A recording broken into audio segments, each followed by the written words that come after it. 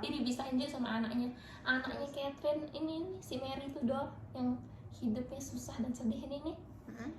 Dia tuh diasingkan sama bapaknya, dianggap sebagai anak yang apa namanya, anak di luar nikah gitu, dianggap itu anaknya Arthur bukan anaknya dia. Padahal itu anaknya dia. Terus Ini dia diasingkan lah dari kerajaan. Dia nikah sama Anne Boleyn, selingkuhannya nih. Anne Boleyn ini janji sama dia bakal ngasih dia anak laki-laki, tapi sudah 3 tahun lamanya dia cuma bisa ngasih dia anak perempuan satu lagi. Cuma Elizabeth I. Kamu tahu kan Elizabeth I? ya.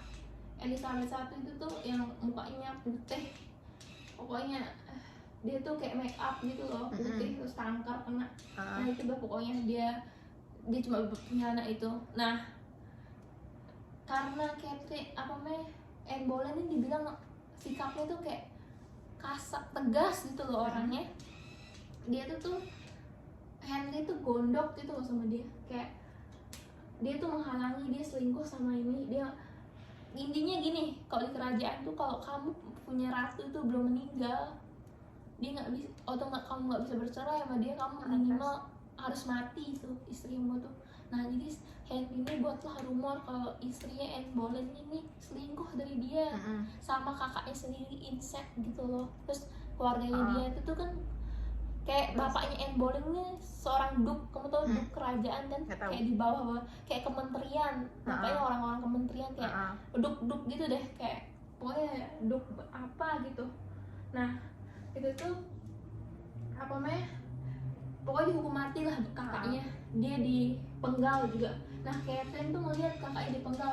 Nah kamu lihatlah itu seberapa stresnya dia, kalau dia kan tahu kalau abis kakaknya dipenggal dia kan hari esoknya.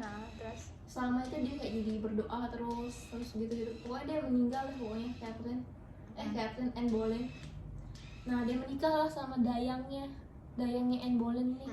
Dia selingkuh gitu loh, namanya Jane Seymour. Jane Seymour ini punya anak laki-laki akhirnya. Terus Namanya saya lupa namanya siapa, Edward namanya. Terus Nah Edward ini apa namanya,